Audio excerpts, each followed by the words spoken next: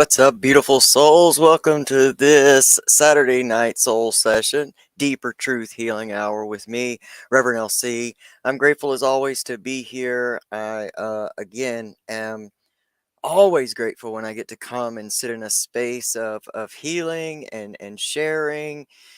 And I honestly still sometimes just cannot believe that I'm even here and doing this and that anybody shows up and finds any value in what I'm talking about.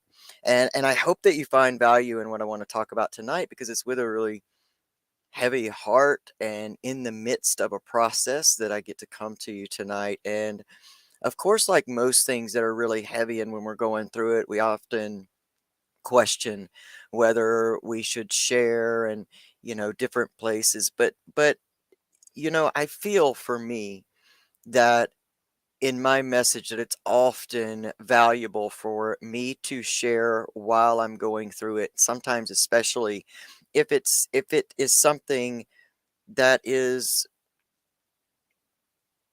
not, I don't want to say serious because it's all serious, but I mean, this is like a catastrophic thing in my heart right now. And some of the things I've been struggling with, maybe you've been struggling with too. And so I want to talk to you tonight about don't rush your healing process. For it's human to want to rush through pain. It is especially human to want to rush through pain and healing and growth processes, especially for us in with the addictive substance use disorder background, because ultimately we know that there is a way to press an escape button. But what we also know in our recovery process is that it doesn't take anything away, nor does it cure anything. In fact, it only makes it worse. That pain is still there. We're adding things to it when we go to a place of escape and those coping mechanisms. But at the same time, the temptation can be even greater for those of us, a lot of times that have the knowledge of that avenue. And so this is one of the reasons why I continuously call you recovery warriors, because there are people going through things in this world right now that have no knowledge of that escape button that we have. And for them, they're going through pain and heartache and grief and loss and all of that stuff. But for us, we're going through it with an added temptation or trigger. And I don't really care whether you're in day one, year five, coming up on 10 years in recovery, or in your 30th year of recovery. The healing journey is ever evolving. We never get to a place where there's not a destination we get to, and there is never anything that's happening in our lives that we can't honestly grow from. To me, what goes along with that same hard temptation of that escape button is the gift of recovery, of knowing what's on the other side, and to know that the perseverance to stand in our healing, to stand in our pain, to go through triggers that often hold treasures, whether we can see them in the moment, which most of the times we can't, and that's okay, but to know through our past journey, however long that is, whatever work we've done, that there is treasure within our trauma, and that if we stand in that healing process and we honor it, no matter how hard and heartbreaking it is, and we do it without judgment, then there is always a next place to be. And it doesn't mean that those areas might not be painful from here until we draw our last breath, but the pain doesn't have to debilitate us. Okay, that's the message. Bye bye. I'll see y'all next Saturday. I'm just playing. All right. Well, I'm grateful again to be here. I want to talk to you right now before we get good and started about my good friend Pamela Topjian's book, I Didn't Come This Far to Only Come This Far. It is available on Amazon. You can also look at Pamela Topjian's original art, her journals, all of the amazing healing and beautiful things that this amazing human being is putting out in the world. And if you're going through something right now, this is probably an amazing book for you to pick up and to really find hope and glory in the healing process, and a woman who's honored her healing journey. She's a big inspiration for me. I'm grateful to call her my friend, my soul sister. She is amazing. So pick this book up. I didn't come this far to only come this far. And I also wanted to add Sober is the new cool.ca, where you can get your new Love Wins Sober is the new cool gear. I wore this shirt today because sometimes in the world and the climate we're in right now, I need to be reminded that love wins. We find ourselves in very trying times in this world, and it doesn't really matter quite where you find yourself, what community, what soul family you find yourself in, or what you're looking at. It's hard to escape fear. It's hard to escape hate. It's hard to escape the pain and the pridefulness of self-righteousness. And a lot of times for myself, I have to be in a constant reminder that love wins. And as long as I can continue to walk in the path of love, regardless of how hard that is, because to me, this might be the hardest time ever to walk in love. But if I continue to take this path and walk this path in love, then love will win. If I turn around and I give into the fear and I give into the hate and I stay there, then what we know is that where your energy goes, or where your focus goes, that's where your energy flows. And I don't want to lend my energy to help those living in the world of hate that to possibly prevail. So let's be reminded that love always wins, regardless of who you are, regardless of where you are. And let's also remember that when it's hard, this is where we know that our tools show up. This is how we know how far we've come. So, well, I'm ready to get into this and talk a little more about this. I honor all of you all for being here. I thank you for being here and spending this time with me. Hopefully, we're going to get through this with no issues, and maybe I won't break down and cry or whatever. And if I do, you guys will be right here with me. So, if you're ready to get into this deeper truth healing hour with me, Reverend LC, I'm ready too. So let's go.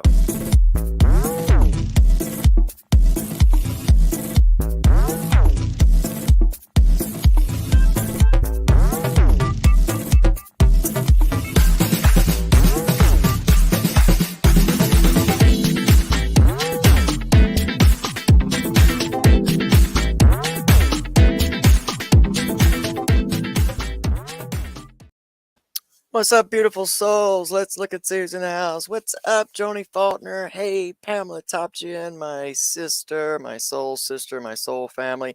If there's anyone else in here and I haven't seen your comment or called you out, just know that StreamYard only shows me so many. We're on like 6 platforms at once, a couple YouTube channels, a couple Twitter channels, and about 3 Facebook channels. So wherever you are, please keep commenting. I like to go back and read the comments and answer you as soon as I have the time to do so. And again, I spoke about this in the beginning, it's with kind of a heavy heart, and I'm not going to share the details of that because it's not really mine to share about. But I just want to say, we're all going through a space and a time of healing, and there are some very big and life-changing events happening in many of our lives. And sometimes it's easy to compare our processes and our what we're going through. It's easy to try to compare that with someone else's and either think we're not far enough, or we're so much further that we shouldn't even be worried about what's happening in our lives. And I don't think this is the case at all. That's where we move into the difference between martyrism and, selflessness, and selfishness versus selflessness, and self-care. And, we get into this space where when we're going through something, we can really experience that guilt, and we can get into a place of judging ourselves also for how we're going through things. For me, um, through this most recent happening, I've felt a lot of guilt. Well, I won't. Let me retract that because I have honestly felt some guilt for not feeling guilty about something because I can look back on this area that, my mind's saying, "Well, you should feel guilty." And I'm gonna get to in a second why that is. But it says you should feel guilty. But yet my heart knows that in that moment in time that I made the right decision because while I made a decision that was hard at this time a few years ago, I made a decision that's hard. It was ultimately the decision that was best for those involved. And I sat in meditation and a lot of prayer about it and the decision that I made. But see, my mind wants to tell me that I should feel guilty. I should have done more. There was more I could have done if I would have just made the opposite decision back then. Maybe this current tragedy would not be happening. But when you come from a space and you make decisions that come from a true space of your heart and that place that you're searching and where you pray and you meditate and all the things that you do to really get in touch with the highest and greatest version of yourself and your higher power, whatever that is for you, you can stand in the confidence even if the end result doesn't work out the way you hoped that it would. But my mind screams we should feel guilty because this is the way we have grieved in the past. And sometimes when really big things, especially grief comes up, especially loss of family and friends and just beautiful human beings in your life or, you know, in the world. When we lose that, we have the tendency because there's not a lot. What do we do with this? And it's so important when it comes to grief and loss because that in and of itself is its own special type of pain because it's not anything you can reverse. There is not that chance then to make right the wrongs or do all the things that you see in hindsight, maybe you should do, and all of that stuff. So when we're dealing with grief is almost this place of desperation where we start to internally start grabbing at, everything that we can possibly grab at because we're tempted. We want to rush this through because none of us like pain. We're still in the process of kind of reprogramming our mind that says, that pain has glory if it is used and healed and it creates a positive space where once there was a negative space within and all of that stuff through the recovery process. But it is just so tempting to want to rush it through and please let me hurry up and get done with this because this hurts and I don't like to hurt. And I've been struggling with this. Is why I'm sharing this with you. I went in and I spoke with my own therapist, and that's mostly of what I'm, sharing with you tonight. What's up, Lisa? Hey, James. This is what I'm, sharing about tonight was that, that moment when I went in and said, I just want to rush through this. This is so hard. And I feel my mind wanting to reach back in time for ways to deal with this because sometimes when we're in pain, we put more pain on ourselves. We will take in pain with ourselves and we will try to make that worse. It's almost like internally we feel like we got to hurt as bad as this thing hurts. And we haven't necessarily always separated the fact that something can hurt and we can feel pain, but we don't have to become pain. And I feel the guilt as well, the guilt that I do feel, and this is new for me, is that should do I have the right to be this upset? As this was not necessarily my person, I look and compare myself, to this other person, and I think, you know, this person deserves way more pain than I should be feeling. But yet at the same time, I had to be reminded that our pain is very different and yet very valid. This loss speaks to me on a greater level of humanity, in that we all deserve to be validated on this earth because we are breathing and we are here and we are created as we are to move through this journey that becomes ours and is personal to us, even if we spend so many years trying to fit into these grooves of society and these grooves of normal and to check all these boxes. And that most of our pain comes in the fact that we don't fit in these boxes. And so we continuously do different things that are often very self harming to fit in these boxes that people say, if you fit in this box and this box, you're okay. And I don't think there is a person alive that truly fits into a man made definition and box. Even if we think so, there are probably still places within our lives that we just don't share with people because we think no one will accept me if they know this. And for some people, those things are at a level that they can do that, and that's okay. But there are other unique human beings in the world that are wandering through this world and they're confused because they don't feel like they fit anywhere. And yet society says, but you must fit. And if you don't, we don't know what to do with you. So we will outcast you. And with so much, what's up, Brandy? Congratulations for your new addition. Um, for so many human beings, this becomes a lifelong struggle.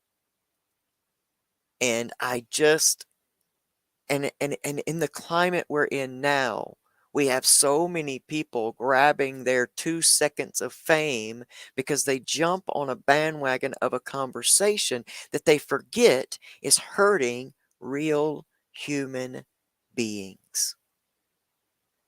And while there are people out in the world that are wandering the earth that feel alone, that feel like since they don't fit anywhere, that they will just stay by themselves. And that, to me, is heartbreaking.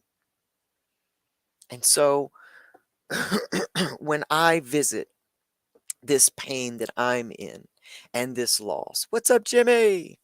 This is the place in which I'm coming from. And it is very different than the other human that I'm talking about. And and I am learning through this as well to be a friend and to stand in that gap and to honor both my pain and this other person's pain. And I love this part. Not the situation, but I love being able to stand in the gap and just be an open space of of love. And I know the word love is so overused and yet underdefined, especially in our world today. But it is such a powerful word. I think the word love and all of its meanings is so much bigger than our own human mind and heart can conceive of, that we break it down into these easy terms. And I am on a journey in my life and in my recovery to understand as much of the bigness that is love that I possibly can, and to share it with as many different human beings as possible. And so, again, I thank you all for allowing me to come here and share it with you and to be able to have that experience. And so, that's what we're talking about, not rushing through your healing, because if we rush through this, if we just try to get this over with, we're going to miss the treasures that will one day be discovered. You know, we talk about treasure, and we often think of buried treasure and pirate treasure and all of these things that people bury in hopes to one day be able to utilize it, but they never go back and get it. Something happens, and now you have people that dedicate their life to searching for buried treasure. And I think about that same thing within our hearts, especially in the recovery community, because we've spent so many years escaping our pain that basically we've buried the treasures of our pain. And when we honor our healing process and move through it in its time, because there is no time. Never let anybody, especially when it comes to grief and loss, but never let anybody tell you when you should be over something. I don't think we ever get over loss of human life. I think we reach different levels of acceptance, and I think we have different levels of growth within there, and that finding the message within and making changes within our lives to say, maybe I did not value that person enough. I'm going to now take from this pain of this loss, and I'm going to value the people that are in my life now. No matter where they are, no matter who they are. Because unconditional love says you don't have to be anything other than you for me to love you. Conditional love, however, says in order for me to love you or to be around you or to communicate with you, you have to be this, and this. And so many of us call conditional love unconditional because we think we're supposed to. But if we really sat down and examined it, we would find that there are quite a few conditions on our love. And we don't have to feel guilt and shame for being able to define the places in our life that probably need some healing. We hate sometimes to look at those places because we think somehow we feel the shame or we feel the guilt, or I should be doing it better, or I should be over this by now, or I should, whatever. And I'll never forget being in an IOP class very early in recovery when I heard a therapist say, hey, stop shoulding yourself. You're shoulding all over yourself, and it stinks, and it's gross, and you're feeling terrible. And she was so right. And I began in that moment to start to utilize the tool of not shoulding myself, because how do we really define shoulds? Often we're defining I should have's after we've gained the knowledge of the decision we made. And now we know better, so we think I should have made a different decision, or I should have been closer to that person, or I should have done more. But really, we did what we could with the capacity that we had in the time. And to should ourselves is only creating more pain and shame and sorrow.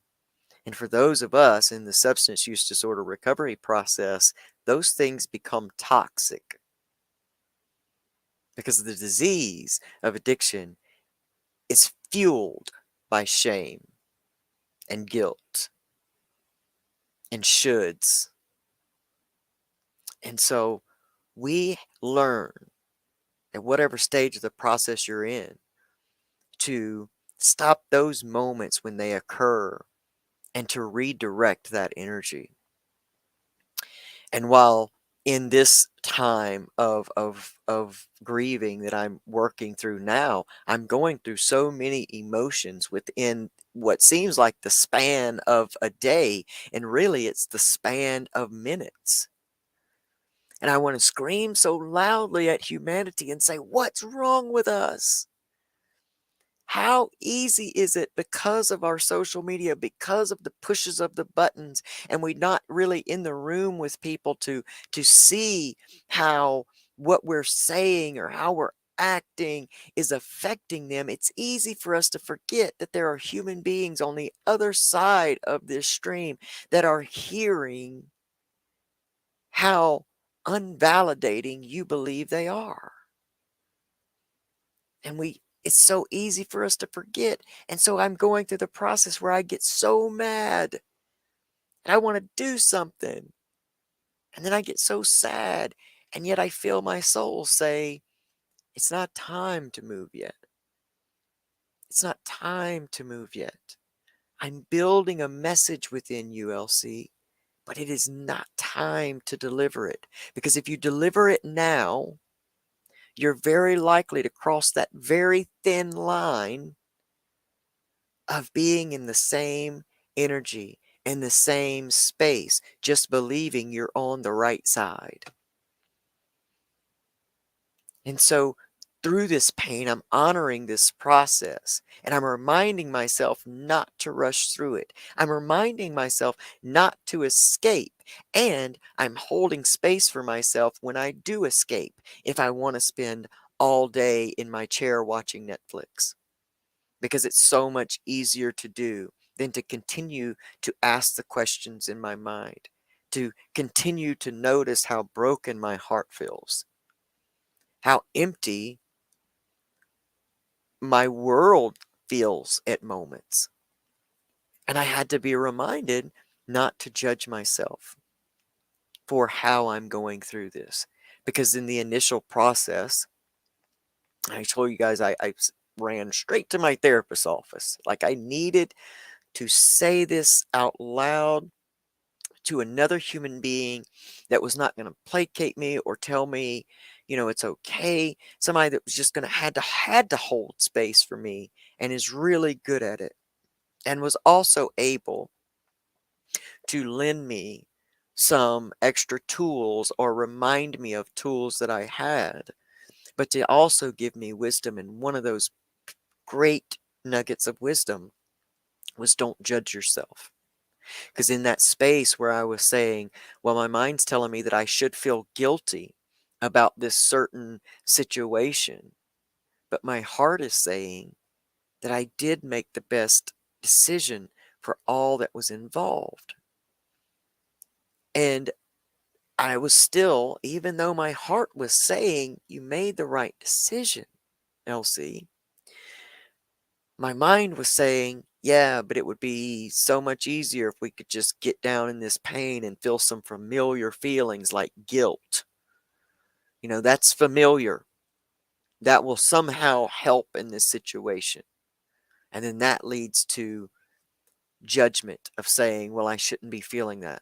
Why am I feeling this? I shouldn't be feeling this, but I am. And when I judge where I'm supposed to be versus honoring where I am, then I'm missing the process. And the judgment comes as an attempt, a very underlying subconscious attempt to rush the process. Because rushing the process is not necessarily rushing it to healing, trying to rush it away. And that's what we do when we find ourselves in places of relapse, when maybe something gets so overwhelming to us that we tap out for that moment. And then our mind will go really crazy. Oh, you should feel guilty about that. You've lost all your time. You've lost all your stuff. You've done this. And it's not true. It's not true. You reached a moment. You had your moment. Stand back up where you are. Find the power in that pain. Move forward. There's glory and growth in the pain. Oh gosh. I was thinking about this too. Guy, I'm coming up on 10 years, consecutive years in recovery on the 18th of this month. In fact, in just a few days. And there's been so much introspection, going back to the day that I started, and there's so many different big changes happening in my life right now. I'm making some really big shifts and some big changes, and there's a lot of expansion, and then there's a lot of grief and loss that's going on. And I started thinking about triggers and how things get so triggering, and how I used to run and fight triggers, basically fight to keep them away, and how different my life and my recovery process became when I began to honor the trigger and search for the information that the trigger holds. Because sometimes when we think we're going backwards, especially when we talk about relapse and we think that we're going backwards, we're really not. The trigger holds so much information about how far you've come and about more things that we can work on. And and to know that triggers can be treasure really changed my entire recovery game. Because when we're trying to just hold triggers back and trying to just resist them and keep them at arm's length, we're we're not healing from that. We're not working on that. We're doing that in fear because we're so afraid that the trigger's going to overwhelm us and take us over, that we fail to realize and remember that we have ultimate power. And when we allow it in and we sit in that space and we honor that pain. And I know it sounds like two different things that we're talking about tonight, but it's really not. Because growth comes when we sit in that pain and we honor it. And that's the moment that we realize that this cannot take me under. That I am still holding on to the line of my recovery, of my healing, of my higher power, of whatever that source is. I'm hanging on to that, and I'm letting this trigger teach me so much more about me. And if we will begin to create strategies from our places of relapse, or our places from slipping down sometimes and skinning our knee, and or having a broken heart, or going through different things through our recovery process, when we will really look that over and celebrate the places where we didn't deal with it exactly the same way as we would have before, even though it feels so awful in the moment, to kind of celebrate yourself in the midst of such loss and grief and sadness. There is a moment for both. And it's just such a valuable thing to go through and honor yourself no matter what. And I tell you again, my recovery game changed so much when I stopped fighting against everything, when I stopped white knuckling just not to go out the door and use that day because I was being triggered, when I started looking at the triggers and not giving the trigger control over my life, but me taking control of the trigger because I allowed myself to sit in the presence. Now, listen, I'm not talking to you if you're in day one or you're in day two and you're just trying to get that foundation underneath you. Do what you got to do. Okay? Do what you got to do. But some people have 25, 30 years of sobriety time and have yet to step into recovery because they're still just resisting everything. And they'll take everything out of their lives that might be triggering. But how do you know who you really are if you're never triggered? How will you ever know how far you've come, or what your tools are, or what works and what doesn't, if you never allow yourself to be triggered? And sometimes we can get called back into that place just to be shown what different humans we are, what how far we've come, how far we have left to go. And maybe there's somebody that we maybe had to walk away from for a season to get some healing, to get some perspective, to grow in a lot of different ways. And maybe you go back and you find those people that you had to move away from in that time, that they have changed too, and maybe there's something that you can lend. So sometimes when we're being called back, we're not being called backwards, we're being called back to a place that maybe we once left in order for growth. That's right, Pamela. We got to feel it to heal it. And we got to feel it to heal it. And I know that it's hard in certain times. And I know that there will be moments throughout the process where there will be questions and there will be things that will never be answered. And we will have to go to that place of what ifs and all of those questions, that especially the emotion of grief, the process of grief brings up in us. And if I can just share anything that has been very helpful through this process for me, and I've already said it, I'm going to say it again, is do not judge where you are. Do not judge how you're feeling. Do not judge how you're dealing with things. Do not judge yourself based on the opinions of others. It's just so important that we do that. I just looked down at my notes and it just says, honor your healing journey without judgment. You know, again, it's such a strange time to live in because we're going through such great shifts on such a different human level. What's up, Martin, my brother, my soul brother? And it is a really, really strange time, exciting and heartbreaking to be alive. And I think that every generation has had their shifts and their uproar and their turmoil. And a lot of what we're seeing right now in the world is a grasp at a lot of old paradigms and things that used to work and things that never really did work, but they were just forced in. And, people just you had to abide by it or whatever.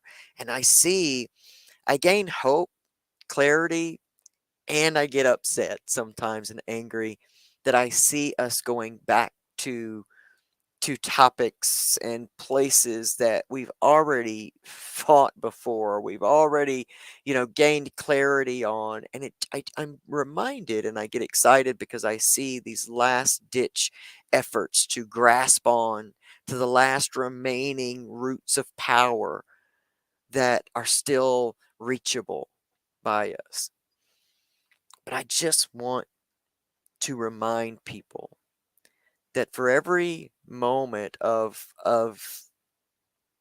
dopamine that we gain from the self-righteousness of how other people's lives should look because we're looking at it through only our perspective, there are human beings on the other side of that are absorbing that negativity and they're taking it into themselves, and it is harming them greatly.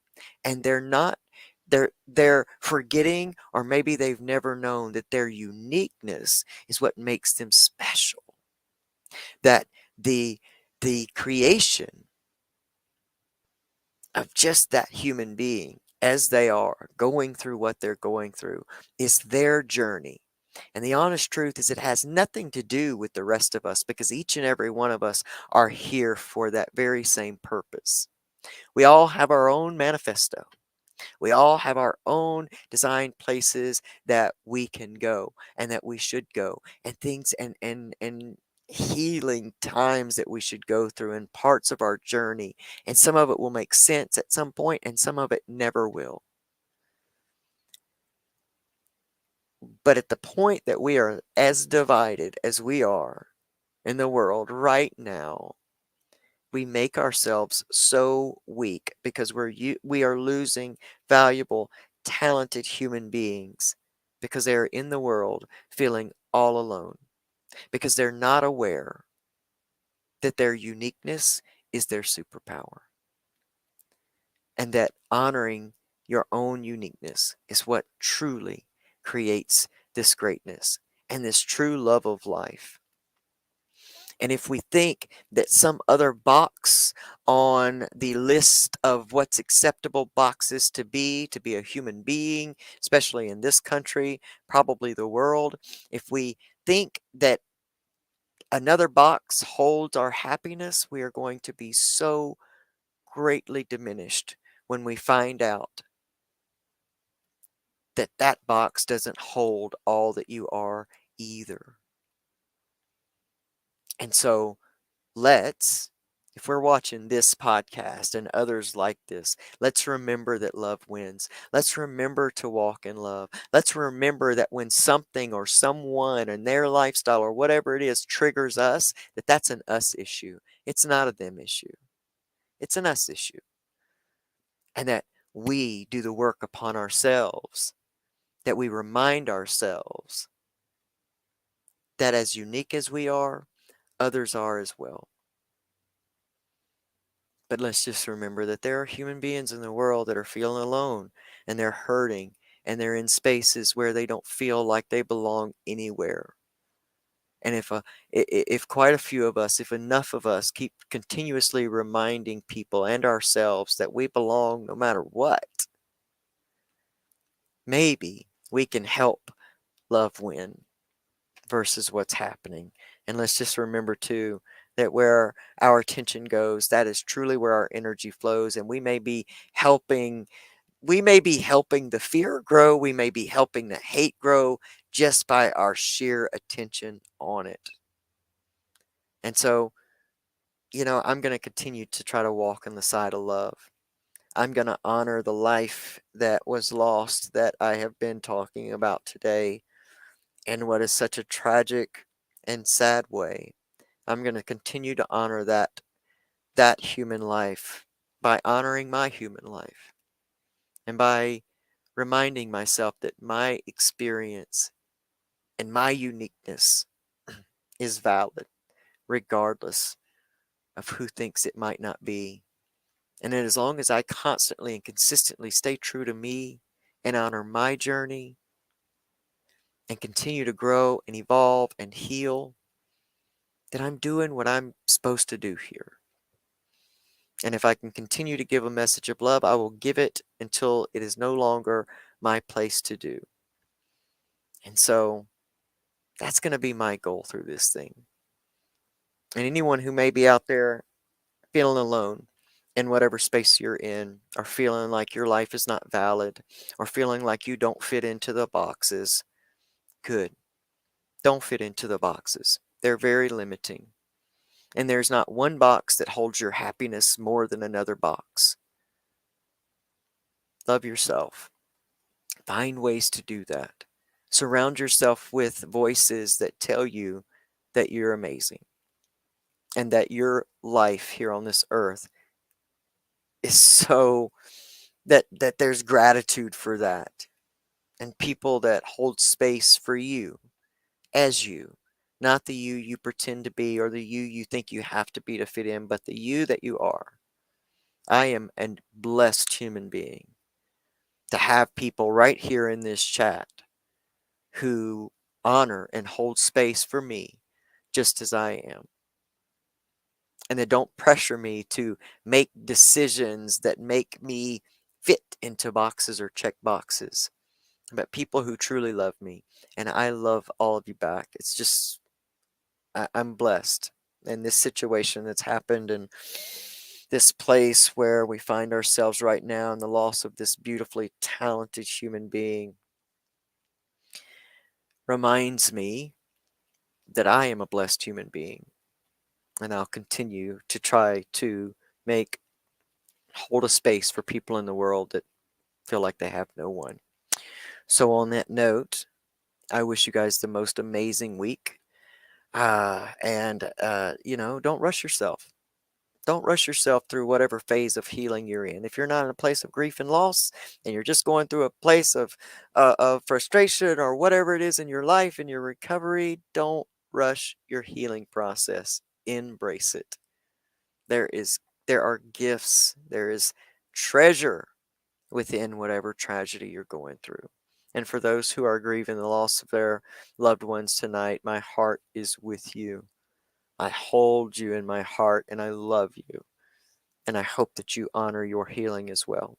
So, you guys, I love you and I appreciate you spending time with me. And I hope that you found some type of value in this conversation, this content tonight. I guess it's not really a conversation when I'm just the one talking, but I'm talking to y'all. Talking to y'all if you don't know it. And I hope that you find some value in this content. And if you do, remember that you can always become a monthly supporter or support the podcast by going to anchor.fm/recovery soul food, and you can click on the support button. You can also follow us on Instagram and TikTok and all those places, even though I'm not the most active there. I only put up stuff when I feel inspired to do so, so it might be kind of a boring channel, but go and follow us anyway. It helps the message grow.